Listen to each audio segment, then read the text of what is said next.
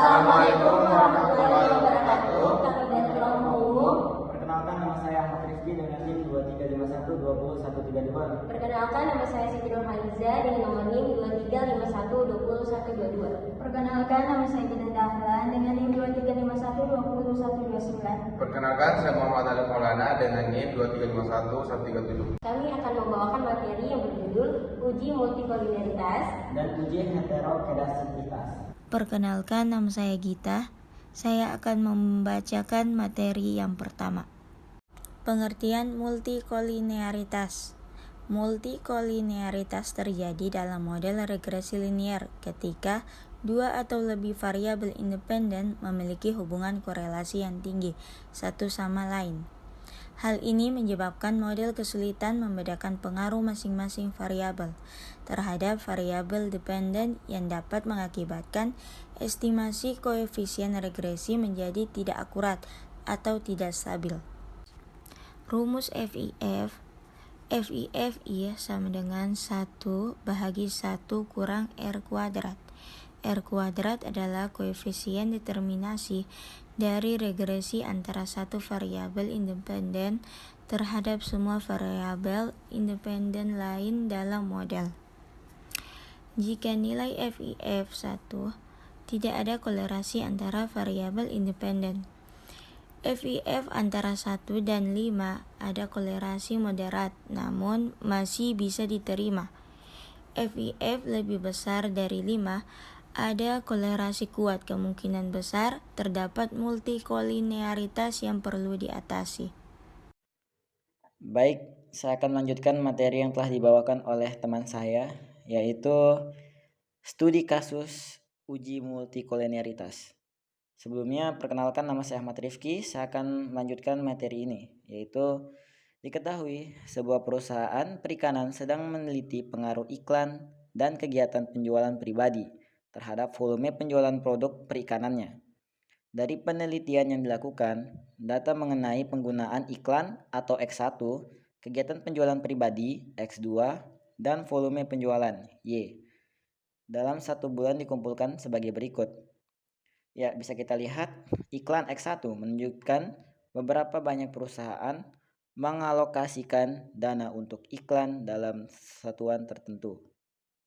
Terus, personal selling X2 menunjukkan beberapa kali kegiatan penjualan langsung dilakukan. Volume penjualan Y menunjukkan total penjualan produk dalam bulan tersebut. Kita bisa lihat di tabel yang ada di bawah ini. Periklanan X1 ada 29, 24, 26, 28, 29, 27, 23, 32, 23, 32. Personal selling X2 begitu juga, dan volume penjualan Y bisa dilihat di tabel berikut ini. Totalnya ada 10. Kita lanjut di bagian cara penyelesaian manual. Nah, penyelesaian manual yang ada di dalam kolom ini yaitu soal dari cara penyelesaian manual multikolinearitas. Nah, kita masuk ke dalam tabel pembantu. Bagian Y adalah volume penjualan dan bagian X1 adalah bagian perikanan. Terus X2 adalah personal selling. Nah, X1 pangkat 2 adalah X1 yang dimana X1 ini di pangkat 2, 29 di pangkat 2 menjadi 841, 24 di pangkat 2 menjadi 576, dan 26 pangkat 2 menjadi 676. Begitu juga di bagian X2. X2 yaitu bagian X2 dipangkatkan menjadi 2, yaitu 22 dipangkatkan 2 menjadi 484, terus 19 dipangkatkan 2 menjadi 361. Y-nya juga seperti itu, dipangkatkan 2. 31 dipangkatkan 2 menjadi 961, terus 25 dipangkatkan 2 menjadi 625. Lanjut di bagian X1, X2. Ini adalah bagian di mana X1 dengan X2 ini dikalikan, di mana 29 dikali 22 menjadi 638. Terus 24 dikali 19 sama dengan 456. dan 26 dikali 18 sama dengan 468, begitu seterusnya. Terus kita lanjut ke X1Y. Nah, X1Y ini yaitu X1 dengan Y dikalikan, seperti 31 dikali dengan 29 hasilnya adalah 899. Terus 25 dikali 24 hasilnya itu 600. Terus 27 dikali 26 hasilnya itu 702. Dan begitu seterusnya. Terus X2Y. X2 di mana X2 ini dikalikan juga dengan Y. 31 dikali 22 sama dengan 682. Terus 25 dikali 24 sama dengan 475. Dan seterusnya. Nah, kita lihat hasil di bawahnya. Hasil keseluruhan ini kemudian dijumlahkan. Seperti tabel Y, hasil jumlah ke bawah ini akan ditambahkan sehingga menghasilkan 292, seperti 31 ditambah 25 ditambah 27 tambah 27 ditambah 26 ditambah 27 tambah 26 tambah 36 tambah 31 dan juga tambah 36. Terhasilkan 292. Begitulah selanjutnya. Hasilnya akan ditambah-tambahkan saja. Baik, kita lanjutkan lagi ke cara selanjutnya, yaitu di sini B1, di mana B1 sama dengan dalam kurung sigma X2 pangkat 2 dikali sigma X1Y, terus di sini tutup kurung lalu ada kurang, dalam kurung lagi sigma X2Y dikali sigma X1 terus X2 dan tutup kurung per dalam kurung sigma X1 pangkat 2 dikali sigma X2 pangkat 2 tutup kurung dikurang lagi, terus dalam kurung ada sigma X1 dan juga X2. Di sini ada pangkat 2. Ya, di mana di sini adalah rumus untuk mencari jawaban dari tabel sebelumnya. Yang dimana dalam tabel sebelumnya diketahui kan jumlah-jumlah tadi sudah didapatkan. Ya, dimana kita sudah dapatkan tadi, dimana situ X1 pangkat 2 yaitu ada 1001, terus ada X2 pangkat 2 yaitu ada 42.196.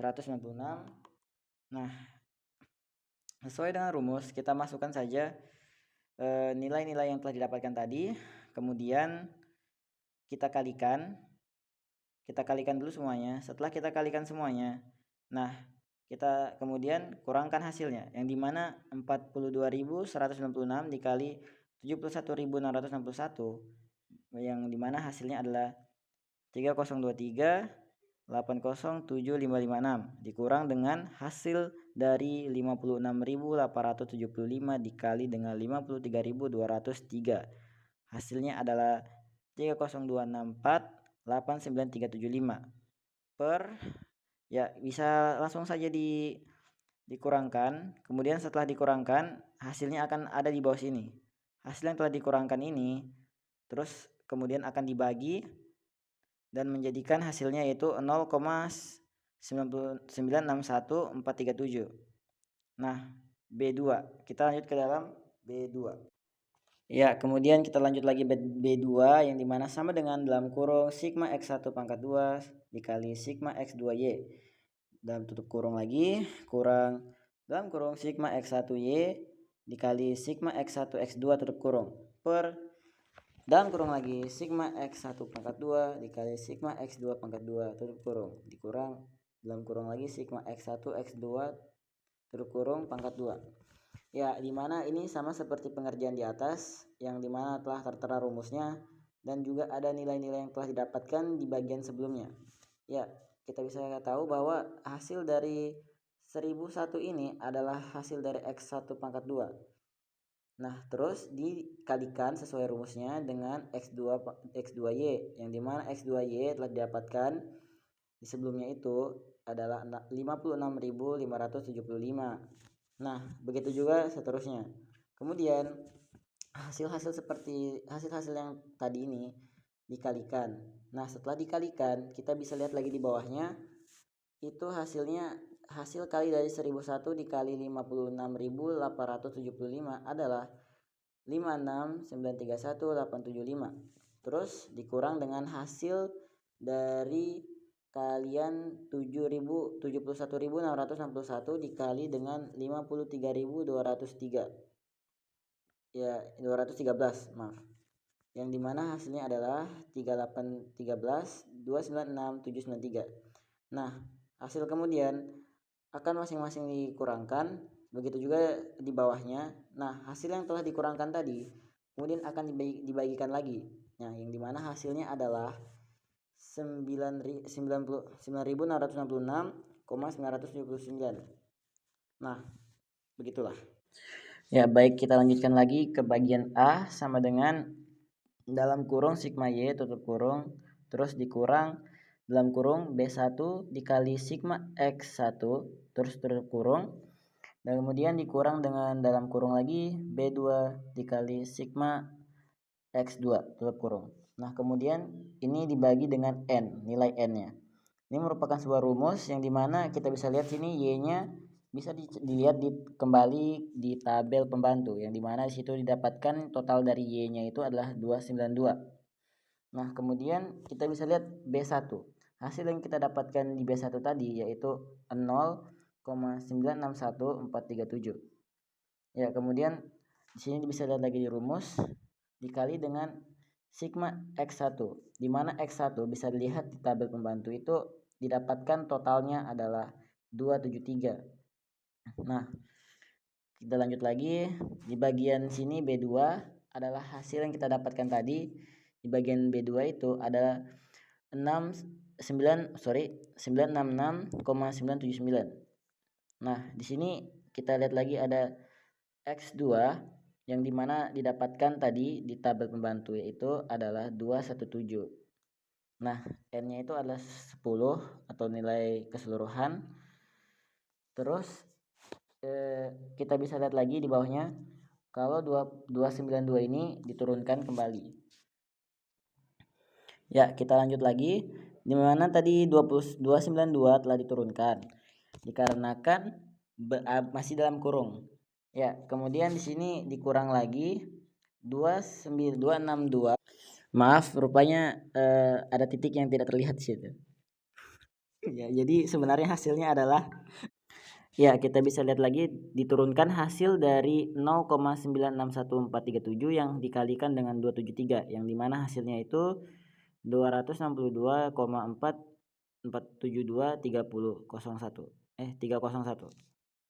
Kemudian dikurangkan kemudian di sini ada, baik, di sini 292 yang diturunkan tadi itu kemudian dikurangkan dengan 262,472,301. Terus dijumlahkan dengan 209,834,443 dan kemudian dibagi dengan 10, yang dimana ditemukan hasilnya yaitu di bawah 239,3621 per 10, yang dimana itu adalah hasil yang dibagi dan mendapatkan nilai 23,93621. Selanjutnya, tahapan penyelesaian analisis uji multikolenearitas. Yang pertama itu masukkan data di aplikasi SPSS, lalu pilih menu analis ke regression dan ke linear, dan masukkan variabel harga saham ke dependen dan PER dan ROI ke independen. Lalu, pada kotak dialog linear regression, save dan beri tanda centang W unstandardized pada residuals, kemudian klik continue OK. Ini bisa dilihat penyelesaian SPSS dari gambar berikut. Jadi saya akan melanjutkan materi penjelasan tentang heteroskedastisitas. Uji heteroskedastisitas adalah metode dalam analisis regresi dan mendeteksi apakah terjadi ketidaksamaan varian dari residual atau kesalahan pada model regresi. Heteroskedastisitas seringkali muncul dalam data bersifat cross-seksional, di mana perbedaan skala atau distribusi variabel dapat mengurangi varian residual.